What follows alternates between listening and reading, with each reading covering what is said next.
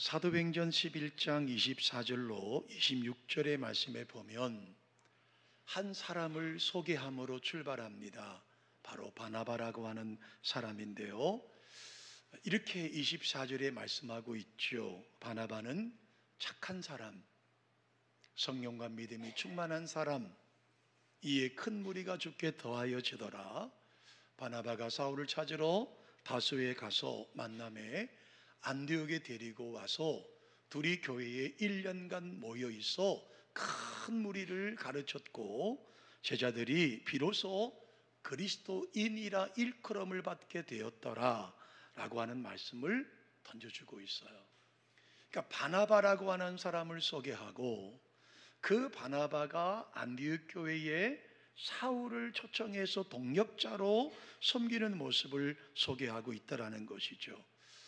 여러분이 안디옥은요, 로마 제국 당시에 로마시와 알렉산드리시에 이어서 세 번째로 큰 도시가 바로 안디옥이었습니다. 이 안디옥을 오늘날 지도로 찾아보았더니 시리아 북부 쪽에 위치했던 도시였고, 당시의 인구가 약 50만 명이 거주하는 그런 지역이었다고 하죠. 뿐만 아니라 이 안디옥에 디아스포라, 다시 말하면 흩어졌던 유대인들이 많이 살고 있었더라고 하는 것이죠.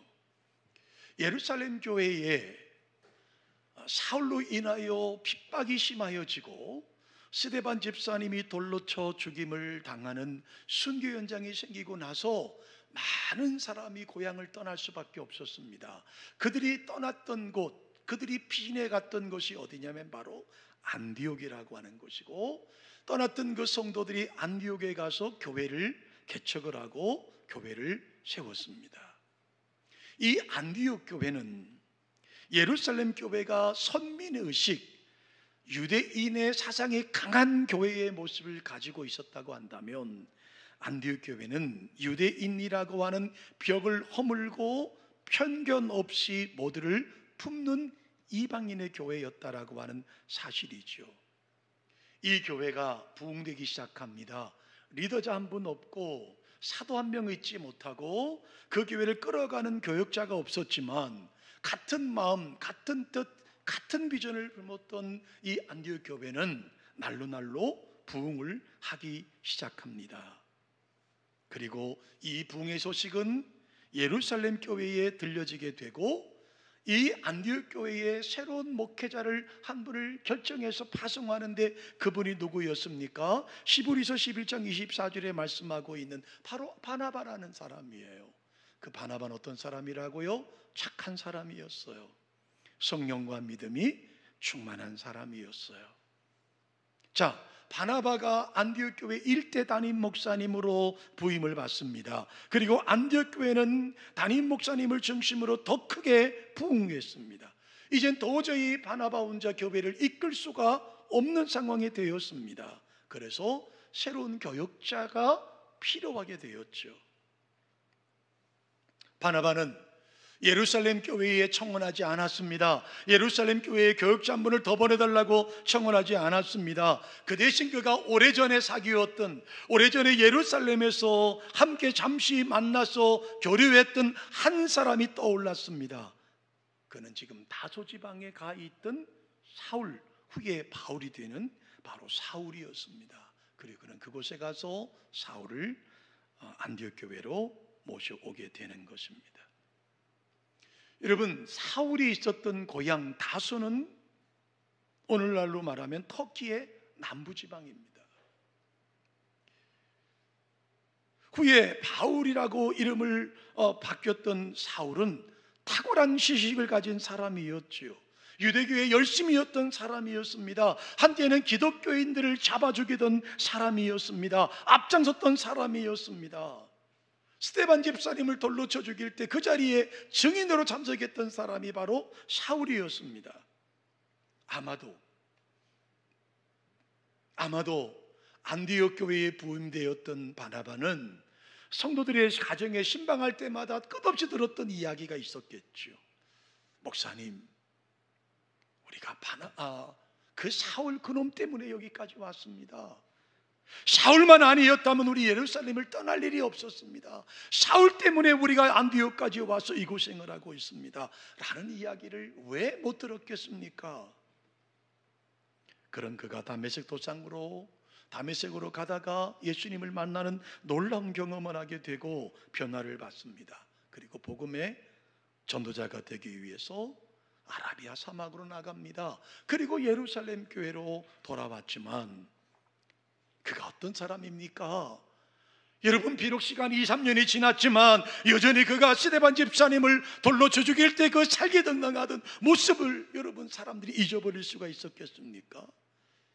그의 과거의 악행을 생생하게 기억하고 있는 예루살렘 교회 지도부가 그를 만날 리가 없겠지요. 그와 교제할 리가 없겠지요. 그와 사귈 리가 없었겠지요.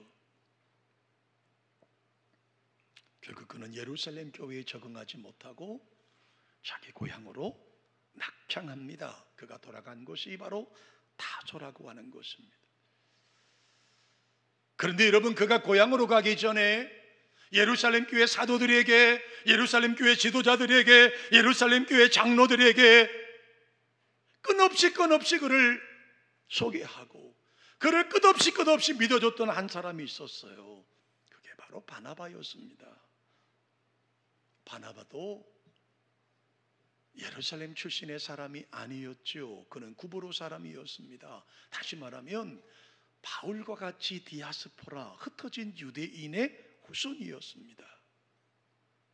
바나바를 소개할 때 어떻게 소개합니까? 착한 사람이다.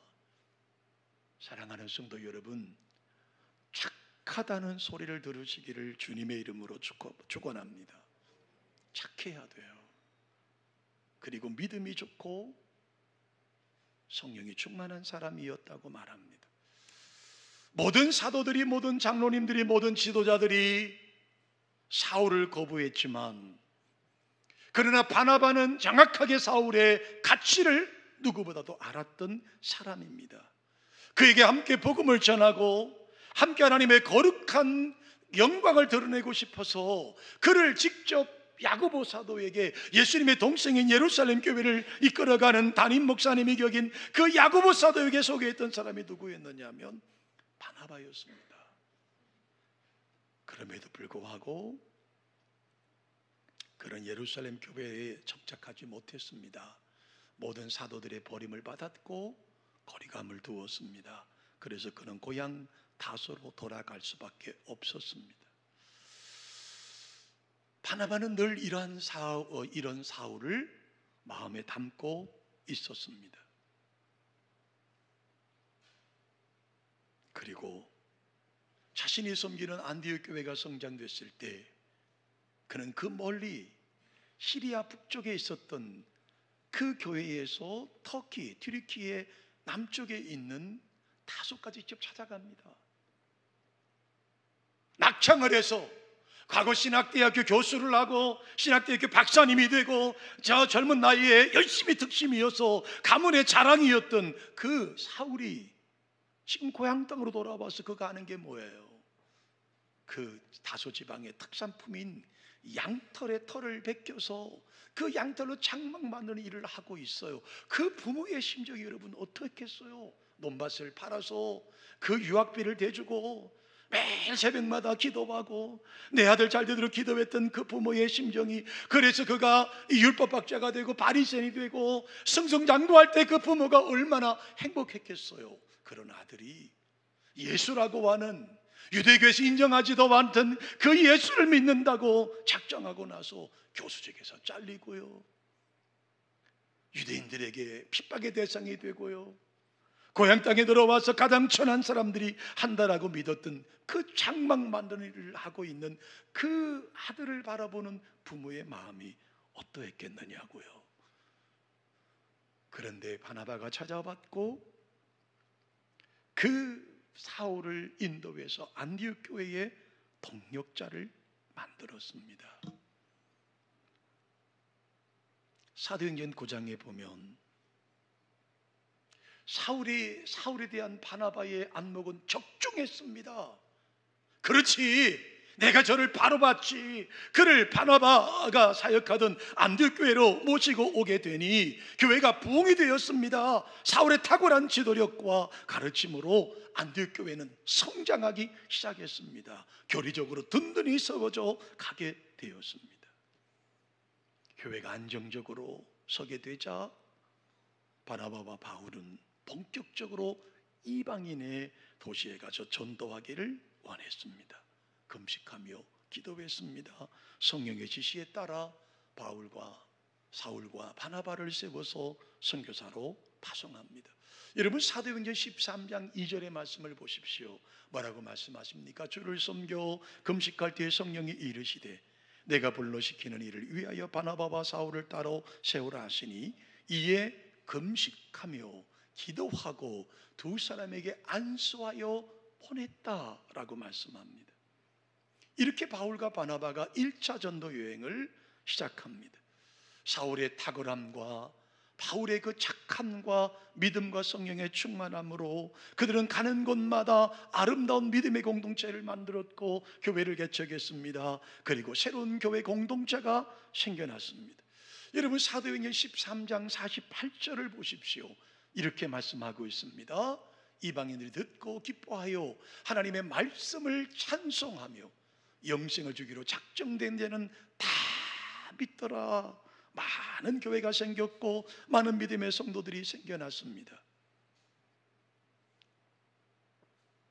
그런데 그 바울과 바나바가 안디옥 교회를 잠시 비운 그 사이에 여러분, 예루살렘 교회를 섬기던 성도들 일부가 안디옥 교회로 내려왔습니다. 와서 그들이 하는 말이 어떻게 말합니까? 너희가 촌에 살아서 모르는가 본데, 너희가 이방인이라서 모르는가 본데, 우리 예루살렘 교회는 말이야 할례를 받아야 돼. 표식이 중요해. 율법을 지켜야 돼. 예수 믿고 구원받는 것 부정하는 거 아니야. 그러나 거기 필요한 것이 있어. 그게 뭐예요? 율법과 할례, 표식이에요. 표식. 자고로 유대인이라면 태어나서 8일 만에 포경수술을 받아야 돼. 할례를 받아야 돼. 그 표식을 가진 사람만이 유대인이 될 수 있어 라고 하는 것을 전파하기 시작했습니다. 바울과 바나바가 목회할 때는 들어보지 못했던 이야기입니다. 이방인이라도 예수 믿으면 구원받고 이방인이라도 예수 믿으면 하나님 앞에 구원받는다는 말씀을 듣고 교회에 들어왔는데 아직도 믿음의 구원이 확실하게 서 있지 못한 상태에서 예루살렘 교회에서 내려온 성도들의 말을 듣게 된 것이죠. 여러분, 그런데 묘하게요, 예루살렘 교회에서 내려온 성도들의 말이 설득력이 있었어요. 여러분, 저도 이 정관에서 개척을 하고 신도시가 들어오면서 부산의 대형교회 교인들이 오신 적이 있습니다. 그러면 저에게 종종 이런 말씀을 하세요. 목사님이 정관에 사셔서 잘 모르시는가 본데요, 이렇게 하면 부흥 안 됩니다. 우리 교회가 대형교회가 될 때는 이렇게 했습니다. 이렇게 했습니다. 그러면요, 이상하게 기가 죽어요. 그게 사람의 심리 아닙니까? 큰 교회, 대형교회를 다니는 성도들이 내려오면요, 그분들의 말이 뭔가 설득력이 있어 보여요. 그분들의 말이 뭔가 힘이 있어 보인다고요.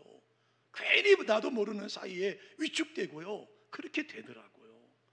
그러니까 지금 안디옥 교회 성도들은요, 예루살렘 교회에서 내려온 성도들이 그래 예수 믿고 구원받는 거 그러 인정해. 그런데 할례가 중요해. 몸에 표식이 있어야 돼. 할례를 받아야 돼. 바울과 바나바가 1차 전도 여행을 마치고 교회를 돌아왔는데요, 분위기가 쎄한 거예요. 이전에 있었던 그 교회의 풍성함, 은혜로움, 그 열정적임이 뭔가 모르게 쎄해졌어요. 여러분, 성경을 읽어보면요, 해결이 안 됩니다. 다시 말하면 안디옥 교회 성도들은 예루살렘 대형교회 그 예수님의 동생이 목회하고 예수님의 사도들이 그 섬기는 그 교회에 내려 다니던 성도들의 그 말을 어떻게 했다는 거예요? 받아들였다는 거예요. 그 바울이 와서 바나바가 와서 다시 이야기하지만 해결되지 않아요. 그래서 어떡합니까? 그렇다면 예루살렘에 올라가서 한번 이야기를 들어보자 라고 해서 지난 주간에 우리가 말씀을 나누었던 사도행전 15장이 기록된 거, 예루살렘 총회죠. 바울이 올라가고 바나바가 올라갑니다. 안디옥교회 성도들 대표성을 가진 분들이 예루살렘에 올라갑니다. 그리고 총회가 열렸습니다. 공회가 열렸습니다. 그것이 15장 1절부터 지난 주간에 내었던 말씀이에요. 거기서도 경론이 벌어집니다. 여러분, 하루아침에 가지고 내려오던 전통을 무너뜨리긴 쉽지 않습니다. 경론이 벌어집니다. 바울 사도가 고넬료의 집에 가셔서 이방인에게 성령이 임재하는 것을 간증하고, 야고보 사도, 예수님의 동생인 야고보 사도가 간증하면서 이제 일단락이 됩니다. 그리고 이렇게 결론 내립니다. 이방인들에게 율법과 할례를 강조하지 말자. 대신 이것만큼만 지키도록 하자. 그게 뭐예요? 우상의 제물, 그 다음에 피와 목매어 죽인 것을 먹지 말고, 그 다음에 음행을 멀리하라 라고 결론을 내립니다. 자, 오늘부터 우리가 읽으셨던 말씀은, 자, 바울과 바나바가 얼마나 신났겠습니까? 예루살렘 총회가 공회에서 결정을 했고 공문을 써서 신라와 유다를 통해서 그 서신을 안디옥 교회에 보냅니다. 결론이 뭐예요? 더 이상 그거 가지고 싸우지 마라. 우리 예루살렘 교회가 지시한 적도 없고 말한 적도 없다. 그러므로 이방인들을 힘들게 하지 마라. 그 서신을 받아들였던 그 바울과 바나바는 얼마나 여러분 행복했겠어요. 그래서 여러분 성경을 말씀을 보실까요? 31절입니다. 읽고 그 위로한 말을 듣고 어떻게 해요? 안디옥 교회 기뻐했습니다. 그리고 여러분 35절 말씀 보세요. 바울과 바나바는 안디옥에서 유하며 수단 다른 사람들과 함께 주의 말씀을 가르치며 전파하니라. 얼마나 신났겠습니까? 교회가 부흥되기 시작합니다. 다시 이 은혜로 말미암아 부흥되기 시작해요. 여러분 총회에서 결정 내린 그 결정문이 얼마나 행복하고 감사한지 몰라요. 여러분, 저는요 감사하게도 지난 월요일부터 목요일까지 여러분 강남을 다녀왔습니다. 제 얼굴이 뭔가 좀 달라 보이지 않으십니까? 제가 여러분 이 부산에서요 가난 한복판에 있는 그곳에서 3일 밤을 자고 온 목사입니다. 얼굴색이 좀 다르지 않던가요? 야, 강남 좋습니다. 우리 여기 김준태 원로 목사님 강남에서 충영교회 목회를 하셨다고 하시는데요, 촌놈이 서울에 가보니까요 신기하기 그지 없습니다. 젊은 사람이 지천이고요, 뭐 우리나라 굴지의 그룹들의 그 본사가 다 그 지역에 있습니다. 총회를 4일 동안 참석을 했어요. 꿈꾸는 것 같았고 너무너무 행복했습니다. 물론 총회 이틀 동안은요 지리한 싸움을 했습니다. 정말 울고 싶었습니다. 아니 울었습니다. 너무 마음이 아팠습니다. 이틀 동안 우리 총회는 정말 부끄러울 정도로, 둘째 날 아침 총회장님이 키도 크시고요 몸집도 아주 풍성하신 분이신데요, 사회를 보러 강단에 올라오시더니 그 감정을 억제하지 못하시고 1600명 앞에 있는 우리 청대들 앞에서 펑펑 우시는 거예요. 그날 밤에, 전날 밤에 지역적인 아픔 때문에 다툼이 벌어지고 수십 명의 목사 장로님들이 강단의 앞에 나와 고함을 치고 난리가 났었습니다. 아마 생중계가 다 여러분 보셨는지 모르겠어요. 그 총회장님의 눈물 5분이 넘도록 눈물이 그치지 않았습니다. 저는 제가 여러분 얼마나 순진합니까? 여러분 어떻게 표정이 그러십니까? 제가 순진해 보이지 않으십니까? 저는요 순진해서요, 총회장님이 5분이 넘게 저렇게 대성통곡하셨으니 아마 저 목사님들도 장로님들도 이제 좀 미안해서라도 이제 끝났겠구나. 웬걸이요. 목사님의 눈물이 마르기 전에 그분들은 다시 튀어나왔습니다. 다시 고함을 치기 시작합니다. 물러나라고요.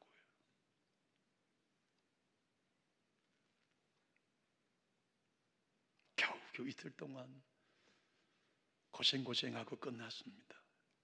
그리고 마지막 결정하는 부분이 남았습니다. 다 돌아가실 분들 돌아가시고 약 900여 명이 남았습니다. 마지막 한 건이 뭔지 아세요?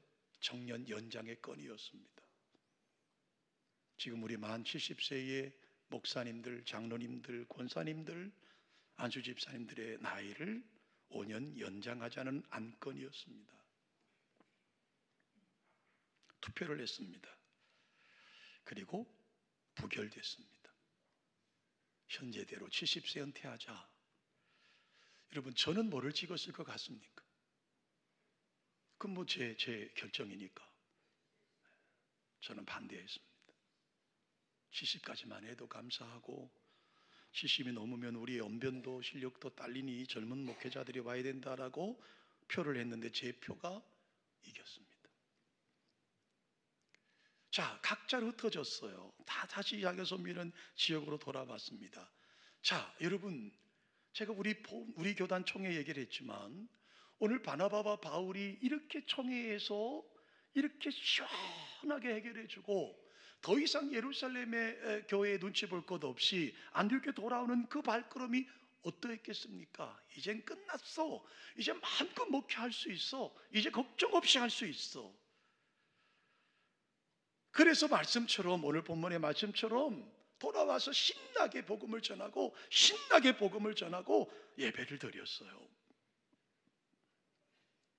너무 은혜로우니까 36절 이하의 말씀에 보면 바울이 바나바를 찾아갑니다. 선생님, 이제 교회가 안정되고 문제가 해결됐으니 우리 지난 1차 전도 여행 때 돌아봤던 교회를 한 번 더 돌아보시는 것이 어떻겠습니까? 2차 전도 여행을 제안합니다. 바나바도 덥석받습니다. 그래요, 이제 교회가 안디옥 교회가 안정됐습니다. 더 이상 다툼이 없습니다. 평안합니다. 부흥됐습니다. 우리 다시 나가서 2차 전도 여행을 한번 떠나봅시다. 1차 전도 여행에 교회가 어떻게 성장됐는지 가서 보십시다. 그런데 보세요, 전혀 생각지 않은 문제가 툭 터져버렸습니다. 그게 뭘까요? 1차 전도 여행에 데려갔던 마가 요한의 문제가 생겼습니다. 여러분, 이게 싸울 일입니까? 이게 싸울 일입니까? 이게 다툴 일입니까? 아니, 바울이 어떻게 스승 같은 자기를 이끌어준 스승에게 마가 요한이 안 된다고 여러 번 말할 수 있겠습니까? 그런데 성경은요, 적나라하게 그때 상황을 기록해 놓았습니다. 바울과 바나바는 심히 다퉜습니다. 심히 다퉜습니다. 여러분, 바나바를 소개할 때 어떻게 소개합니까? 착한 사람이었습니다. 냉정하지 못한 사람이었습니다. 끊고 맺음이 부족했습니다. 왜요? 착한 사람의 특징 아닙니까? 여러분, 저를 보면 아시지 않겠어요? 제가 얼마나 착한 목사입니까? 그 약점이 있습니다. 잘 끊질 못해요. 여러분, 바나바가 그랬다는 거예요. 그래서 마가 요한이 한번 실수했지만 바울 사도요, 우리 이놈 한 번만 믿어주고 한 번만 데려가십시다. 웬걸이요, 바울은요, 안 됩니다. 한번 싸게 놀한 놈은 더 이상 희망이 없습니다. 나는 반대입니다. 적당하게 싸운 게 아니라 성경엔 심히 싸웠다고 말합니다. 그래서 갈라집니다.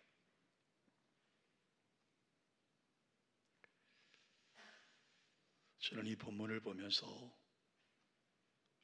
어쩌면 그게 오늘 우리의 모습이고 우리 가정의 모습이고 오늘 우리 교회의 모습이고 우리 개인의 모습이라고 생각합니다. 이 문제만 해결되면 살만할 거라고 생각했습니다. 이 고비만 넘기면 될 거라고 생각했습니다. 이제는 아무런 문제 없이 목회하는데 교회가 아무 문제 없을 거라고 생각했습니다. 그런데 뜻하지 않는 문제, 아니 뜻하지 않은 문제가 아니라 전혀 싸움이 될 수 없는 문제. 아니, 바울과 바나바가 1차 전도 여행 때 함께 복음을 전하며 얼마나 많은 고난을 겪었습니까? 그런데 이게 싸울 일입니까? 마가 요한 데려가는 것이 뭐 그리 큰 문제라고요?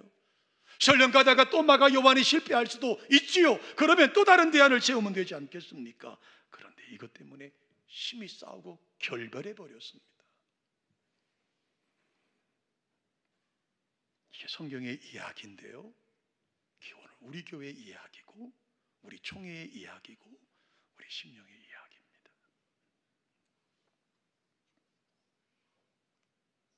오늘 우리의 모습은 어떤가요? 좀 살만하다 싶으면 고난이 있지 않던가요?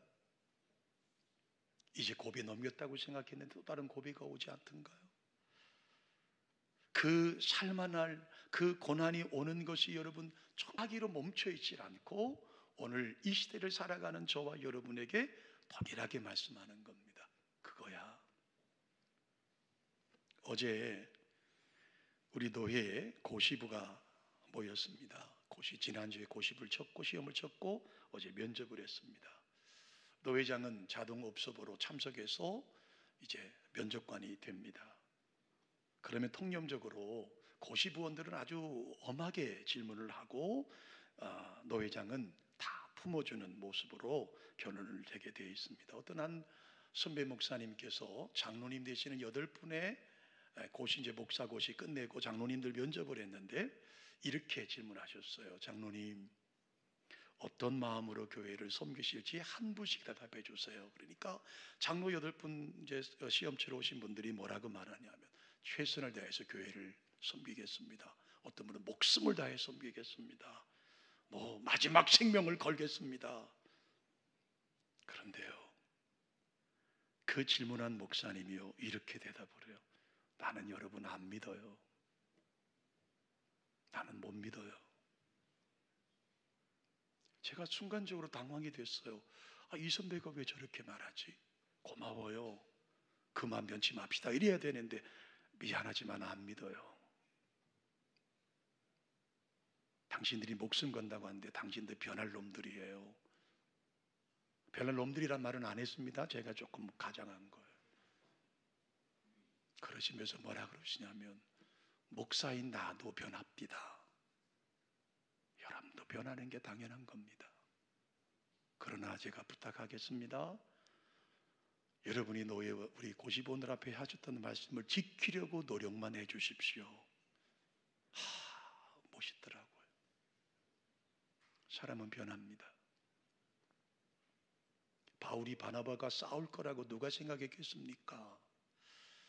자, 그런데 디모데후서 4장 11절 말씀을 보니까 이제 2차 감옥에 갇혀서 언제 죽을지 모르는 이 사도 바울이 자기의 양아들 겸 제자인 디모데에게 마지막 편지를 쓰고 있습니다. 뭐라고 쓰시는지 보십시오. 디모데야, 나를 따르던 모든 사람은 내게 다 떠났어. 이 말 속에는 외로움이 담겨 있습니다. 그리고 누가복음과 사도행전을 기록했던 의사 누가만 내 곁에 있어. 그러면서 뭐라고 기록합니까?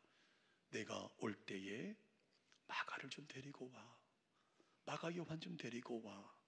그가 나의 일에 유익하리라. 이 말씀을 저는 제 나름대로 본문을 어떻게 해석했느냐 하면 디모데야, 내가 마가 요한에게 할 말이 있어. 그 말이 뭘까요? 미안했다고. 내가 미안했다고. 내가 너에게 실수했다고. 여러분, 일부 예배 때도 제가 이 본문을 전하면서 이 말씀을 전하는데 어떤 분이 펑펑 우세요. 사랑하는 성도 여러분, 현재의 모습으로 한 인생을 함부로 판단하지 마십시오. 현재의 모습으로 한 인생을 함부로 판단하지 마십시오. 밤빌리아에서 도망갔던 마가 요한은 싹이 놀았습니다. 하나님이 일할 사람이 아닙니다. 구제불능의 사람이었습니다. 그렇게 바울은 보았습니다. 그런데 어느덧 그가 성숙했고 성장했고 하나님의 일에 유익한 사람으로 변해 있습니다. 지금 디모데후서 4장 11절에 사도 바울은 그렇게 편지를 보내고 있는 겁니다. 아, 내가 그때 실수했다. 내가 그때 잘못했다. 내가 잘못 봤다. 현재의 모습으로 내가 함부로 판단했다. 그러니 디모데야, 나에게 좀 데리고 와. 내가 그에게 할 말이 있어. 말씀을 맺을까요? 하나님 앞에서 여러분, 사람을 함부로 판단하지 마십시오. 지금은 부족할 수 있습니다. 지금은 연약할 수 있습니다. 지금은 실수투성일 수 있습니다. 그러나 그 인생을 하나님이 어떻게 요리하실지 어떻게 여러분 아시겠습니까? 1차 전도 여행에 도망갔던 그 마가 요한은 그 바나바, 외삼촌인 바나바의 끝없는 인내와 끝없는 기다림과 끝없는 눈물과 끝없는 사랑으로 훗날 하나님의 귀한 종이 되었고, 그리고 이제 며칠 후가 되면, 얼마 후가 되면 목이 잘려 순교당해야 될 사도 바울은 마지막 죽기 직전에 자기의 양아들 같은 디모데에게 편지를 보내는 겁니다. 내게 올 때 마가 요한을 좀 데리고 와줘. 내 일에 유익해. 나와 같이 전도했으면 좋겠어. 아니, 그거보다 내가 그에게 사과할 것이 있어. 말씀을 맺습니다.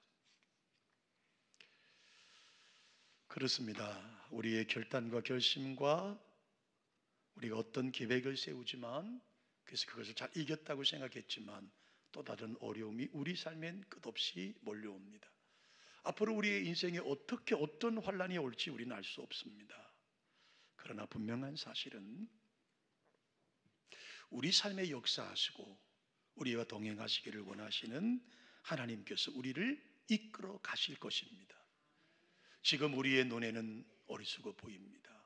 지금 우리 눈에는 보잘것없이 보입니다. 우리 눈에는 서투른 것처럼 보입니다.